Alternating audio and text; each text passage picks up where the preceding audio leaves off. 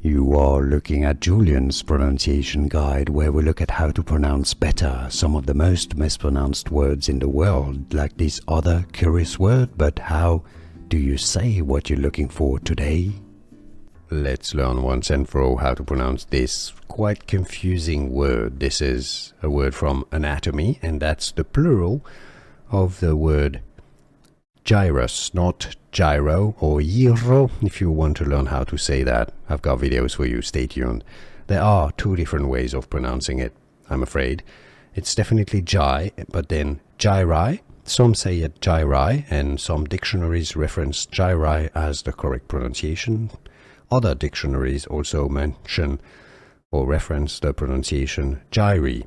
So two pronunciations are correct here, gyri or gyri. And now you know. Here are more videos on how to pronounce more confusing words and names too many mispronounced. Like this video if you found it useful. I appreciate your support. I'll see you soon, and thanks for watching.